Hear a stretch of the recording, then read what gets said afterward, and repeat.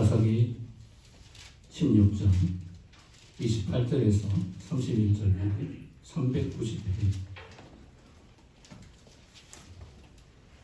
우리 같이 함께 한 목소리로 합독합니다.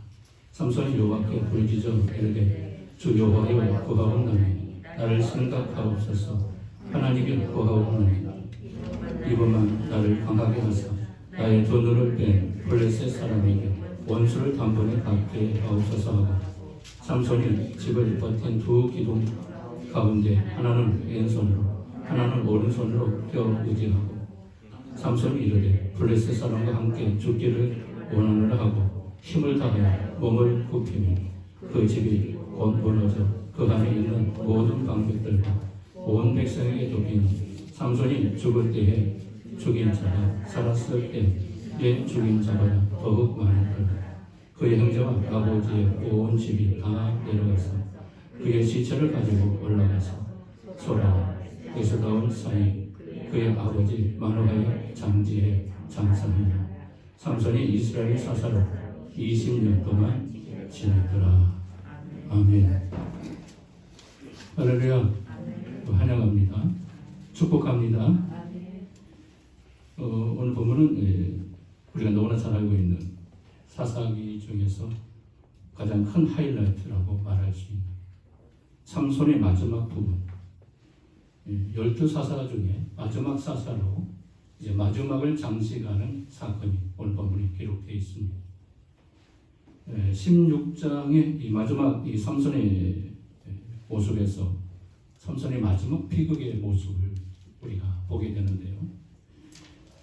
그래서 오늘 본문 말씀의 제목을 무엇으로 정했냐면 같이 읽어볼까요? 절대 포기하지 마라. 그럼 포기하지 않기 바랍니다. 삼손이 마지막 무너지는 순간에 포기할 수 없는 상황 속에서 절망할 수밖에 없고 그는 거기서 끝났다고 생각했을 때 하나님의 도우심이 하나님의 기적이 일어납니다. 그동안 사역했던 어떤 사역보다 가장 강력한 사역이 마지막 죽음의 모습을 통해서 나타납니다. 자, 그리고 오늘 본문에 우리가 살펴보면서 삼손의 비극이 어떻게 이어지고 그 비극을 통해 어떤 결말이 나타나는가 보게 되겠는데요. 그 비극의 역사는 드릴라라는 여자의 미혹을 통해서 시작됩니다. 소래 골짜기에 드릴라라는 여인이 있었어요. 또 그를 가장 사랑했습니다. 그녀 가장 사랑했던 드릴라에 의해서 결국 삼손은 비극을 맞이합니다. 그리고 마지막 피폐되는 역사가 일어납니다. 자, 블레셋 방백들이 삼손을 죽이기 위해서 많은 꾀를 불러요. 그리고 많은 일들을 도모하지만은 삼손을 죽이지 못합니다. 너무 힘이 강력하니까. 지금 오는 시대, 이후의 시대, 지금 역사, 모든 세계 역사 가운데 가장 힘이 센 사람이 삼손입니다. 삼손의 힘을 비길 자가 이 땅에 앞으로 오는 세대에도 없을 겁니다. 그만큼 하나님의 능력이 강력하게 삼손에게 임했다는 것을 보여줍니다. 그 힘을 꺾을 방법이 없었던 거예요. 그래서 블레셋 그 원수들이 이스라엘 백성들을 괴롭히니까 하나님께서 마지막 사사를 가장 능력 있는 사사를 하나님이 보내주십니다. 그리고 이스라엘 백성들을 구원하기 위해서 삼손을 들어 쓰시는데 블레셋 백성들이 감당해내지 못합니다. 이 삼손 한 사람을 감당해내지 못하지요. 자, 블레셋 방백이 그래서 꾀를 이제 내어서 공작을 이제 준비하지요. 그래서 드릴라를 시켜서 막대한 뇌물을 그에게 공략을 세워서 삼손의 그 비밀을 좀 가르쳐 달라고 미혹해라. 그러면 엄청난 비용을 내가 주겠다 해가지고 드릴라를 통해서 삼손을 비밀을 알아내는 역사가 일어나죠. 자, 5절의 말씀을 보게 되면 그 말씀이 나타납니다. 자, 5절 볼까요? 16장 5절의 말씀 보면 우리 같이 한 목소리로 한번 읽어볼까요? 사사기 16장 5절 읽어보자. 시작.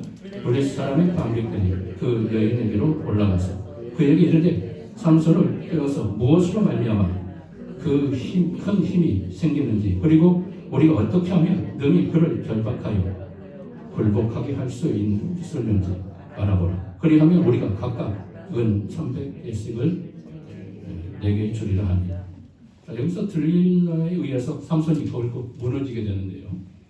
삼손이 3번이나 이제 속입니다. 이것저것 거짓말을 치면서 그 비밀을 가르쳐 주지 않습니다.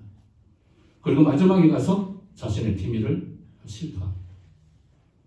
그래서 삼손의 힘이 이제 거기서 이제 사라지게 되는, 소멸되게 되는 역사가 일어나죠. 자, 삼손의 힘이 머리카락에 있었다. 아니다. 뭐 이런 논쟁이 계속 일어나고 있어요. 어떤 사람은 삼손의 힘이 머리카락에 있었다. 이렇게 말하는 사람도 있고, 그렇지 않다는 사람도 있고, 이 논쟁이 거리가 되고 있는데요. 저는 삼손의 힘이 머리카락에 있다고 보지 않는 사람입니다. 이것은 바로 삼손의 착각이었어요. 그리고 성경을 잘못 보고 있는 사람들의 착각과도 같은 겁니다. 왜 머리에 힘이 있지 않는 것인가? 우리는 정확하게 성경을 볼 수 있어야 합니다. 삼손은 사사가 되기 전에 나시린으로 자라게 되죠. 나시린으로 태어납니다. 나시린은 3가지를 금했죠. 부정한 것을 만지지 말라. 그리고 독주를 마시지 말라. 그리고 뭘 자르지 말라 했어요? 머리카락은 절대 자르지 말라. 이 3가지 법이 나시린의 제도입니다.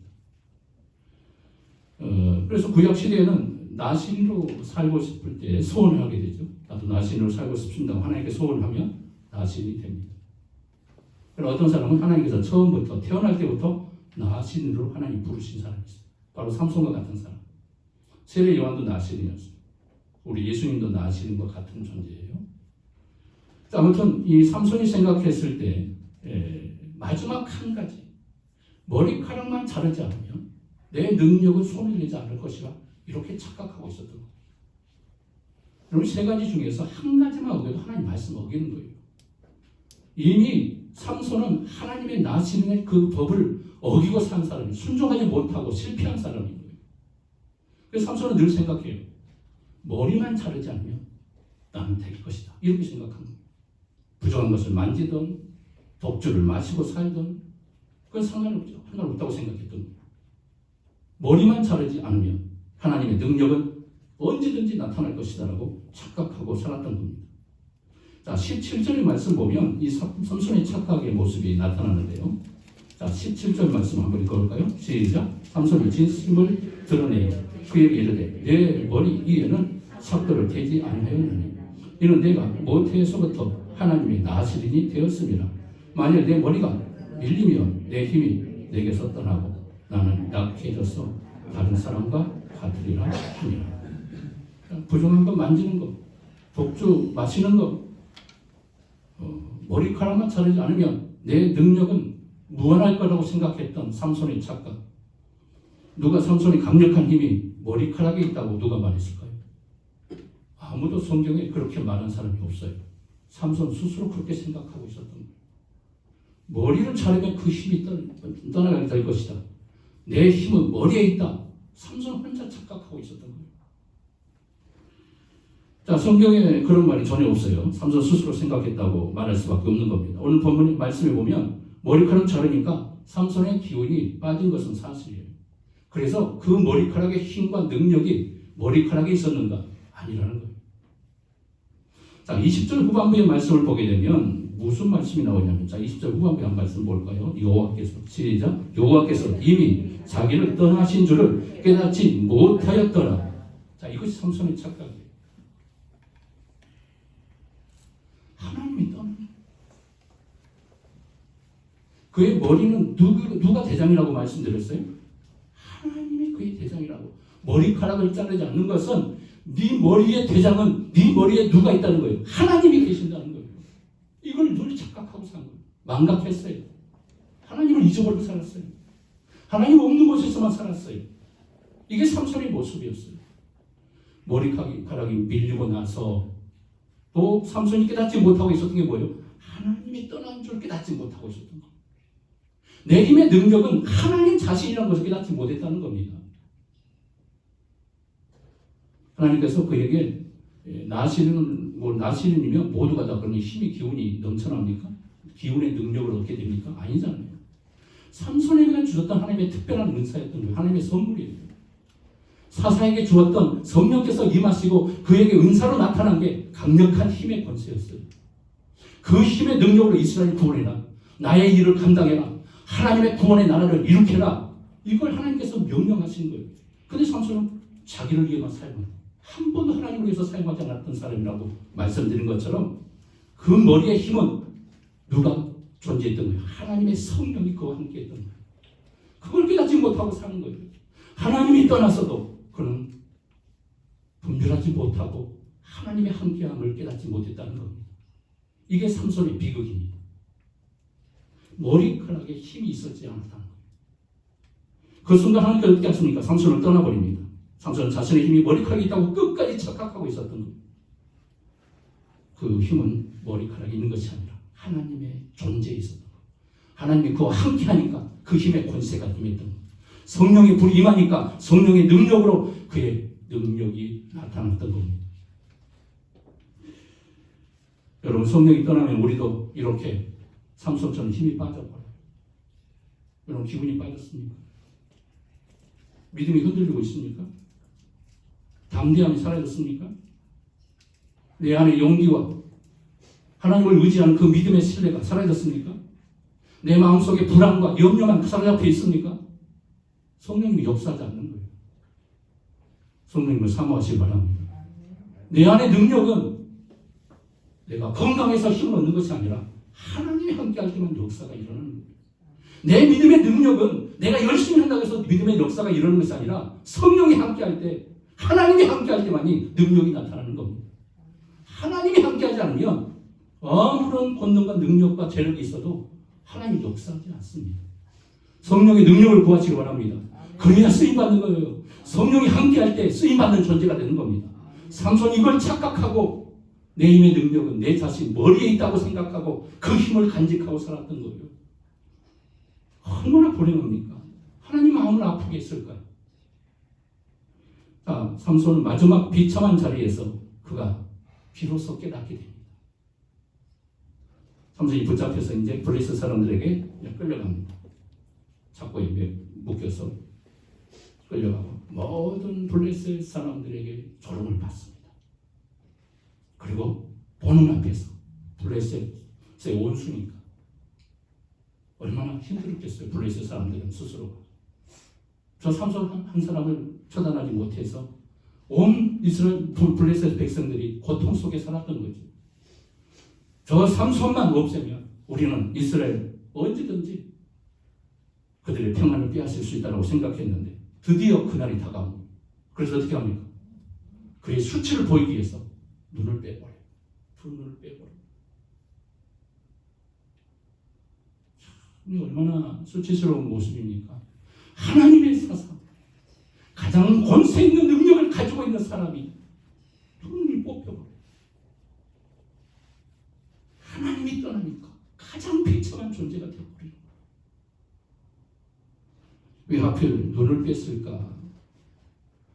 복음서에 보면 우리 주님께서 사역하는 가운데 눈을 치료하는 사건이 가장 많이 나와요. 실로암 못에 가서 눈을 불을 빌려서 예수님께서 눈을 발라주면서 실로암 못에 가서 그 물로 눈을 씻거라 그러면 보일 것이다.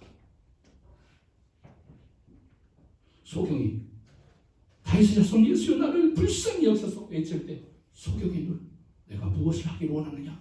내가 보기를 원하네. 내 믿음대로 되라. 눈이 떠져버리고. 우리 주님께서 왜 눈에 대한 치료를 많이 하셨을까? 그러면서 우리 주님이 복음서에 요한복음에 보면은 내가 바로 세상의 빛이다. 이 말씀을 했어요. 우리 주님이 세상의 빛이라는 말씀을 하시기 위해서 보지 못한 소경들을 많이 고치십니다. 그러시면서 뭐라 하는 거예요? 보지 못한 자, 볼 수 있는 영적인 눈을 열 수 있는 역사는 빛을 볼 수 있는 것은 빛이 있어야만 볼 수 있는 거예요.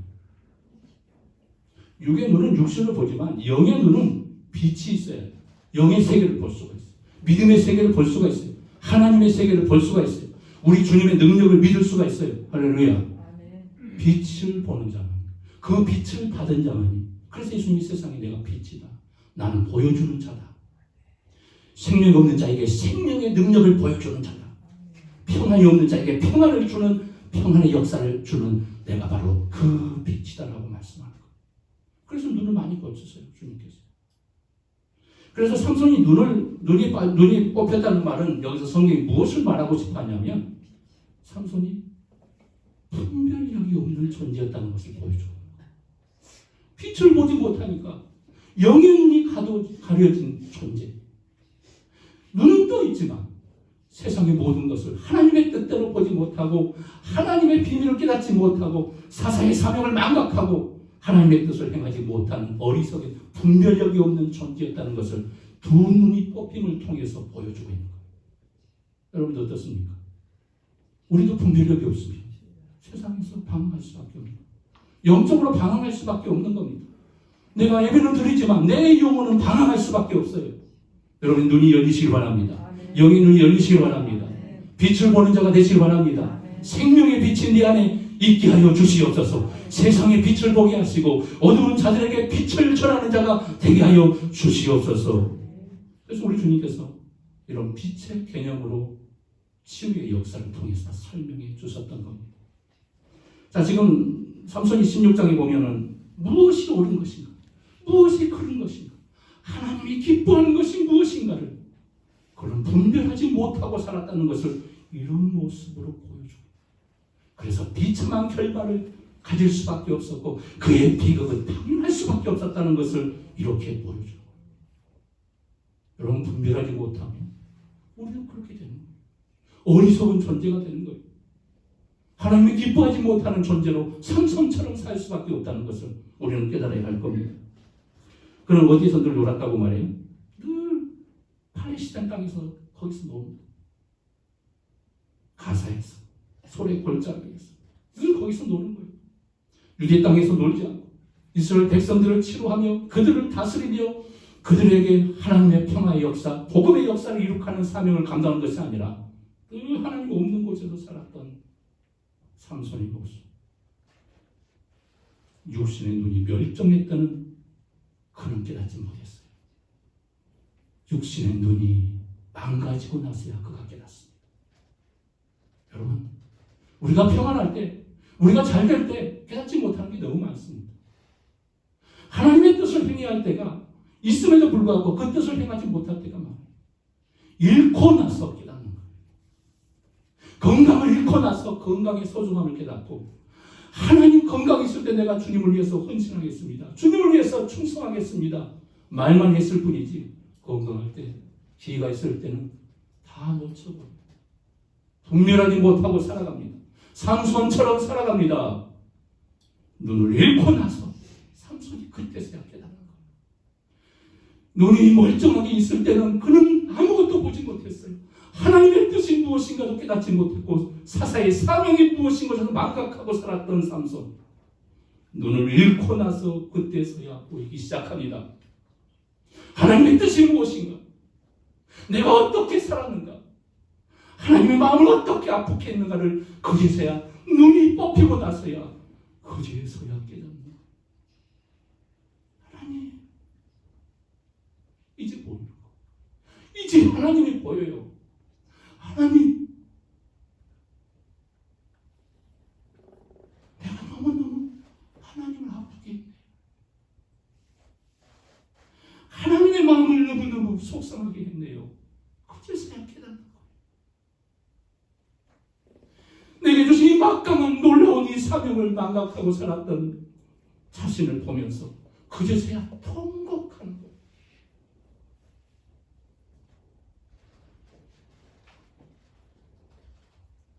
삼손은 눈이 망가지고 나서 그때 뭘 깨닫습니까? 제 임무, 제 역할을 깨닫게 됩니다. 내 역할이 무엇인가? 내가 왜 이 자리에 있는가? 내게 주신 사명이 하나님이 왜 이 사명을 주었는가? 내 임무, 내 역할을 정확하게 깨닫습니다. 그리고 하나님을 향하여 외칩니다. 이게 삼손의 마지막 비극의 모습에서 자신을 깨닫고 회복되는 승리의 역사를 만들어내는 절망의 자리에서 승리하는 삼손의 모습을 보여주시고,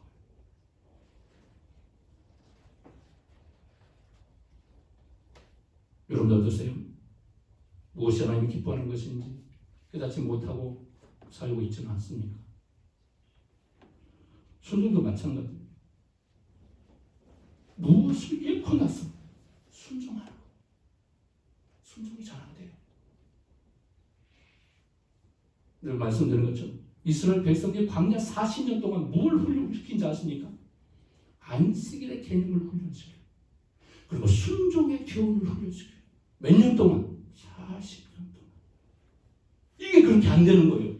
그래서 그 훈련을 40년 동안 광야에 집어넣어서 하나님이 그들을 시험하시고 테스트하는 거예요. 이렇게 안 되는 거예요. 우리 인간이 지혜로운지 아시죠? 아니에요. 우리 인간은 그렇게 어리석습니다. 뭐 있을 때, 모든 것을 할 수 있는 그런 능력을 가지고 있을 때, 강력한 능력을 가지고 있는 삼손, 그 능력이 있을 때는 주님을 위해서 한 번도 살지 못했어요. 이제 모든 것을 잃고 나서 하나님을 바라. 우리 주님이 왜 존재하는가? 내가 왜 존재하고 있었는가를 그때서야 깨닫는 거예요. 여러분들, 삼손과 같은 비극이 일어나지 않기를 바랍니다. 빨리 깨달아야 돼요. 잃고 나서 깨달으면 삼손처럼 되는 거예요. 삼손을 통해서 인간은 실패해도 하나님은 실패하지 않는다는 것을 보여줘요. 삼손은 끊임없이 실패해요. 한 번도 하나님을 위해서 살지 않았습니다. 그러나 삼손은 아담 이래 많은 사람들이 하나님께서 사역자로 세우지 않습니까? 교회도 많은 사역자들이 존재합니다. 우리 모두가 교회에서 하나님 나라를 위해서 완벽한 일꾼이 되면 얼마나 좋겠어요. 세상에 완벽한 일꾼은 존재하지 않습니다. 완벽하기 위해서 최선을 다할 뿐이지. 삼손은 하나님이 세우신 일꾼이지 않습니까?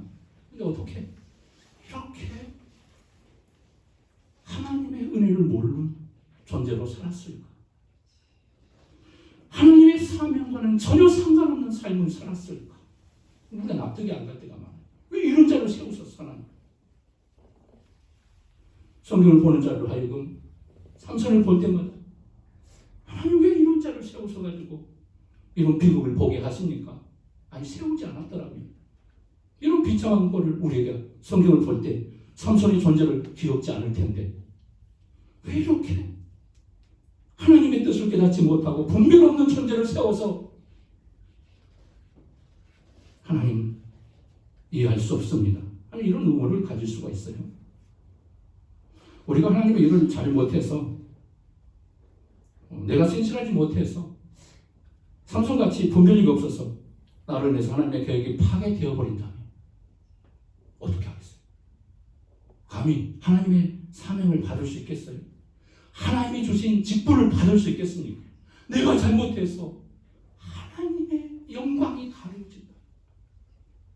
삼손처럼 이런 비극적인 일들이 일어난다면 내가 사명 받지 않고 그냥 무인으로 사는 게 더 낫지 않겠는가?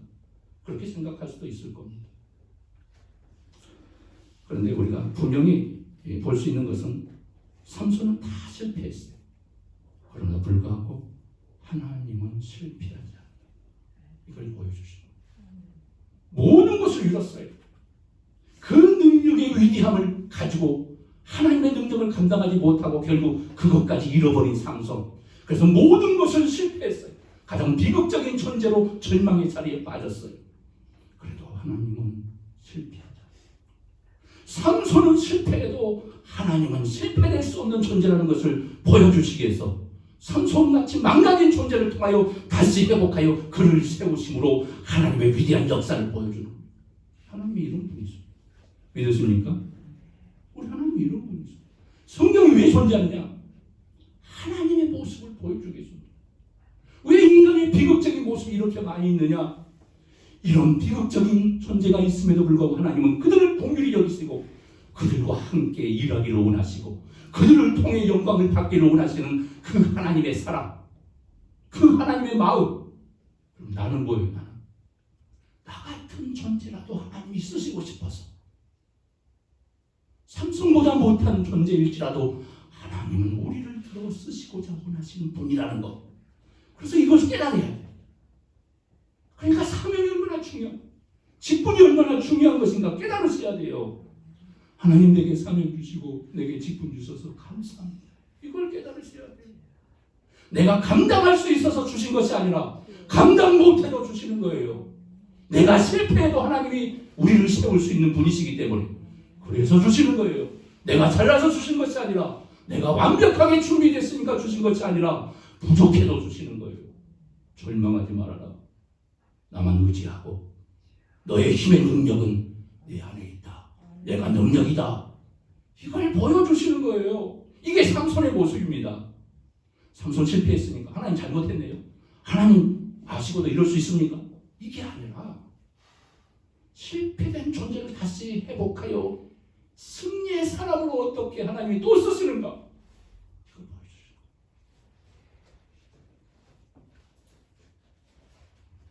다른 사사들은 신실하게 사역함으로 그 사역의 역할을 했다는 것. 삼손은 죽음을 통해서 그 사역을 완성하게 만드시는 하나님의 비밀이 숨겨져 있었다. 그래서 삼손은 사사들 중에서 가장 그리스도를 닮은 모형이라고 말합니다. 예수님을 닮은 가장 큰 모범된 존재가 누구냐면 그 삶이 모범된 것이 아니라 죽음을 통해서 하나님의 역사를 완성했다는 것으로 그리스도의 모형을 닮은 사람으로 성경학자들은 가르쳐요. 자, 첫 번째는 우리가 수태고지를 통해서 삼손이 태어났죠. 우리 예수님도 어릴 때 태어나자마자 성령을 통해서 이제 태어날 것이고 이름까지 성령께서 천사를 통해서 예언을 받게 되죠. 삼손도 마찬가지예요. 내게 자녀가 있을 것이다. 아들을 낳으면 나시린이 되어 하나님의 큰 일꾼으로 쓰임받게 될 것이다. 이건 똑같은 예수님과의 같은 수태고지를 가지고 있는 사람입니다. 그래서 예수님의 모형을 100% 닮은 것이냐, 그리고 일치한 것이냐, 그렇게는 말할 수 없지만, 이 모형이라는 것은 일부를 얘기해요, 일부를 보여주기 위해서 그가 존재하는 거예요. 그렇듯이 삼손은 그리스도의 일부분을 지금 말해주고 있는 겁니다. 삼손은 실패로 죽지만, 우리 주님은 실패로 죽은 게 아니에요. 스스로 죽음의 길을 선택하시고, 죽음을 통해서, 십자가 사건을 통해서 우리의 구원을 완성해 계십니다. 죽음이지만 삼손의 죽음과는 달라요.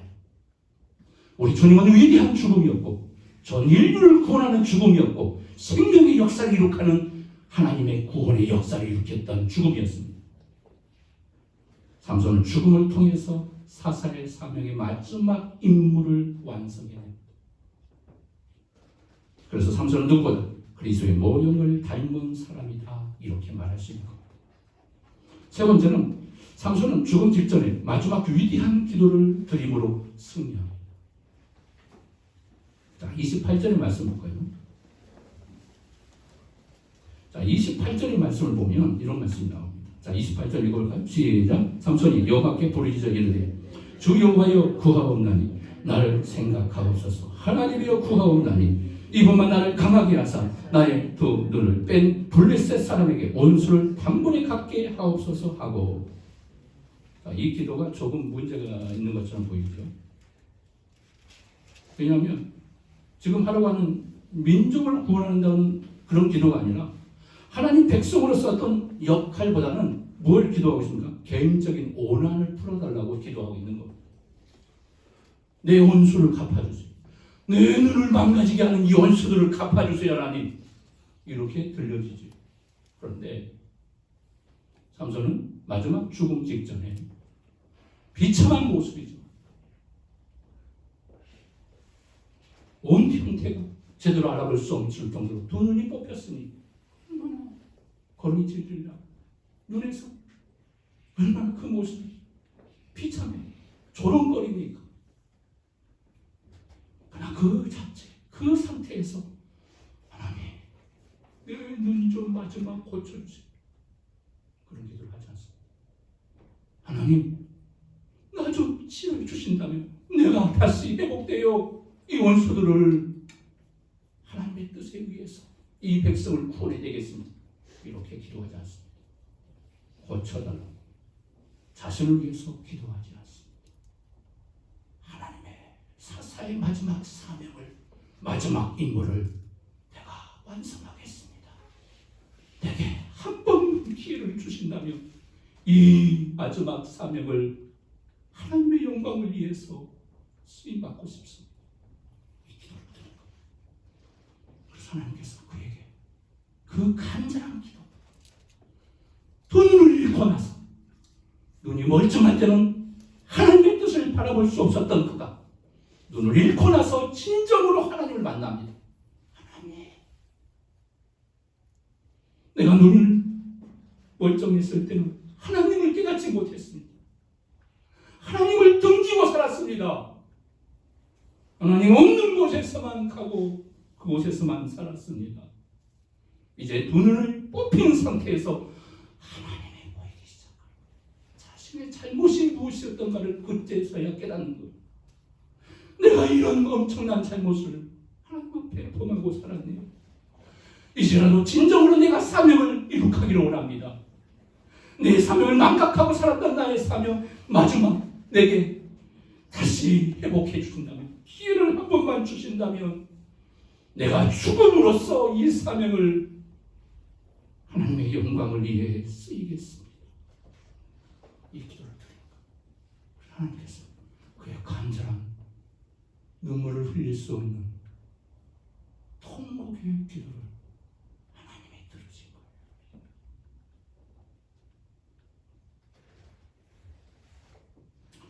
거기서 모인 사람들이 뭐라고 하냐면 27절을 보면, 27절 한번 다시 볼까요? 시작. 그 집에는 남녀가 가득하니 블레셋 모든 방백들도 거기에 있고 지붕에 있는 남녀도 3,000명 가량이라.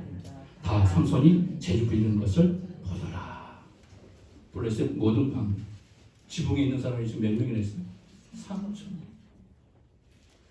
그가 사사시대에 수천 명을 죽였지만 그 사역 기간에 죽인 사람보다 더 많은 수를 죽였어요. 뭐 그때 당시는 전쟁의 시대니까 어떻게 사람을 죽입니까? 뭐 지금 시대와는 이해할 수 없지만 그때는 전쟁 시대이기 때문에 원수들과 싸울 수밖에 없는, 전쟁이야 싸울 수밖에 없는 그런 시대예요. 그래서 그 원수들을 엄청난 수를 한순간에 무너뜨려 버립니다. 최고의 승리를 만끽하게 되는 거예요.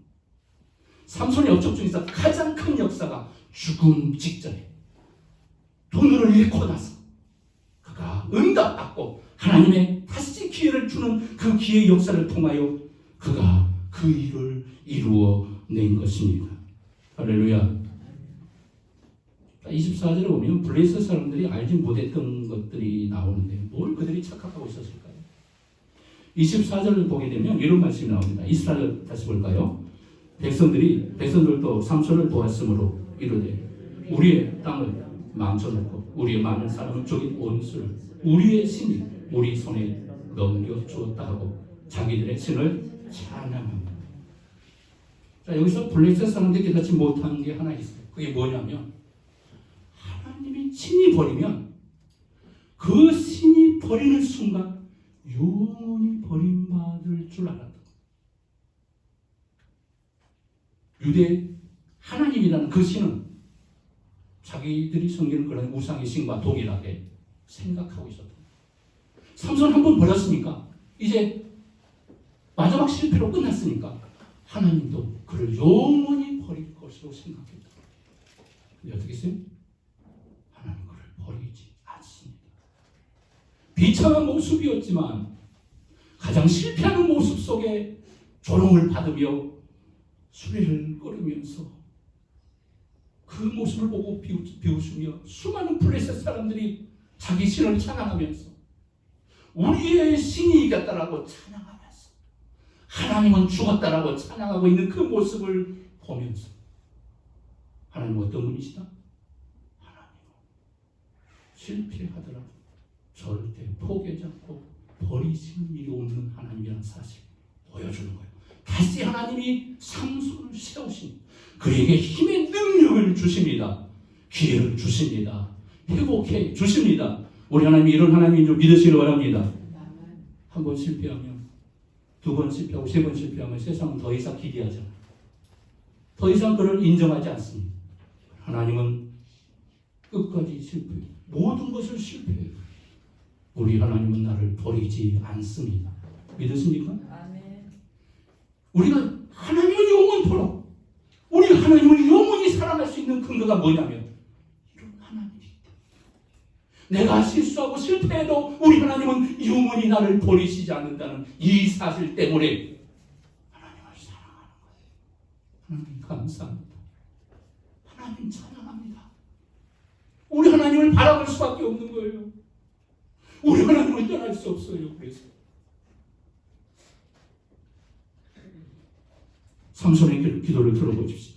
뉘우치고 회개하여 돌아오니까 하나님 제게 한 번만 더 기회를 주십시오.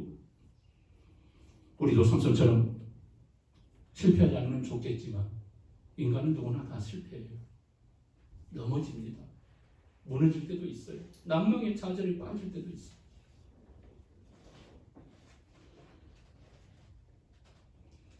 그런데 실패했을 때 너는 안 돼. 우리 하나님께서 그렇게 거절하고 단호하게 단칼에 베어버린다. 우리는 얼마나 좌절할까? 하나님으로부터 버림받은 존재가 얼마나 비참한 줄 아십니까? 근데 우리 하나님은 나를 절대로 버리지 않습니다. 따라서 합시다. 하나님은 나를 절대로 포기하지 않으십니다. 믿으십니까? 이 하나님을 배우시라고요. 이 하나님을 깨달으시라고요.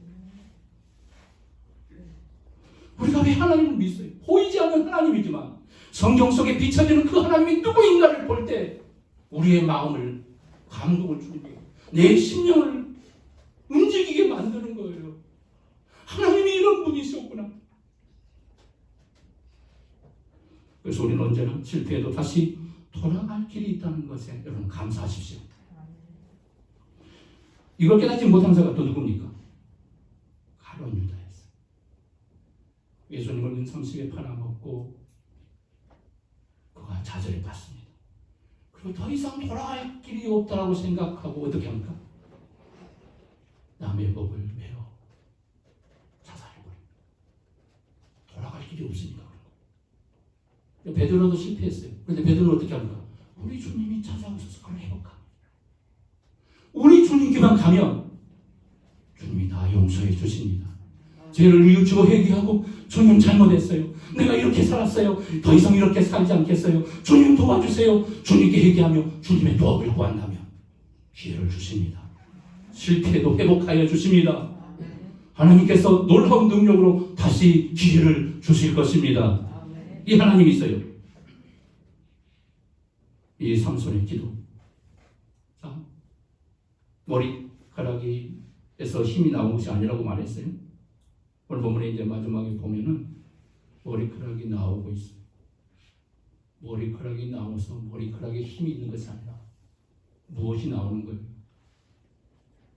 기도가 나오는 거예요. 거기서 읽고 나서 기도가 나오는 거예요. 하나님을 바라보는 역사가 일어나는 거예요. 하나님을 제대로 보기 시작한 거예요. 그때부터 하나님을 의식하지 살지 못했던 그가 이제 하나님께 집중하기 시작하는 겁니다. 하나님을 바라보고 있어요. 하나님 도와주세요. 그래서 실패하고 나서 하나님을 신뢰하기 시작합니다. 거기서 위대한 기도가 나오는 겁니다. 하나님 저에게 한 번만 기회를 주신다며 내가 그동안 하나님을 위해서 기쁘게 살지 못했던 모든 영광을 드리겠습니다. 하나님 도와주세요. 하나님 그 기도를 들으시고 삼손을 회복하십니다. 그리고 승진의 사람으로 세우십니다. 우리도 실패로 주저앉아 절망하지 마시고 절대 절망하지 마시고 절대 포기하지 마십시오. 사탄이 제일 무서워하는 게 무엇이라고 말씀드렸어요. 또 다시 일어나야지, 또 해야지 이 말. 근데 사탄의 말은 무슨 말이에요? 다시는 하지 마. 또 실패할 거예요. 그럼 하나님 뭐라고요? 또 일어나. 다시 일어나라. 너가 회개하고 돌아오면 내가 더 큰 능력과 회복으로 너를 회복하여 주실 거야. 내가 너를 승리케 하여 주실 거야. 사탄의 말은 또 해봐야 뭐해? 안 돼. 너는 원래 안 될 팔자야. 이게 사탄의 말이에요. 여러분 이겨내시기 바랍니다. 절망하지 마시고 낙담하지 마시고 내 환경을 보지 마시고 우리가 무너질 것 같지만 하나님은 그 자리에서 실패의 자리에서 승리의 역사로 능력의 역사로 소망의 역사로 회복의 역사로 이룩하여 주실 것입니다. 이것이 삼손의 비극을 통해 하나님의 회복의 능력을 보여주는 놀라운 사사 마지막 사사 삼손의 비극이 능력의 회복의 역사로 일어난 하나님의 놀라운 사건을 우리에게 보여주시는 겁니다. 이런 위대한 역사 여러분들에도 일어나게 되기를 주님의 이름으로 축원합니다. 기도합시다. 오늘 오신 아버지 축복의 아버지 오늘 말씀을 통해 삼손의 모습을 보면서 우리가 깨달아야 할 것이 무엇이고 우리가 버려야 할 것이 무엇이고 우리가 진정으로 하나님을 찾아야 할 것이 무엇인가를 깨닫게 되기를 소망합니다. 아버지 찾아와 주시옵소서. 두 눈을 잃고 나서야 그제서야 그는 진정으로 하나님을 보게 됩니다. 하나님을 찾게 됩니다. 하나님을 소망하게 됩니다. 그리고 다시 기회를 만들어 하나님의 위대한 승리의 역사를 이룩했던 위대한 사사로 쓰임받을 수 있었음을 고백합니다.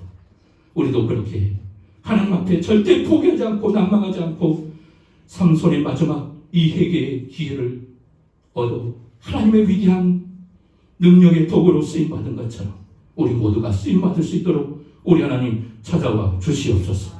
역사하여 주시옵소서. 회복하여 주시옵소서. 결코 좌절하지 않게 하시고 소망의 사랑으로 일어나게 하여 주시옵소서. 예수님의 이름으로 간절히 축복하며 기도합니다.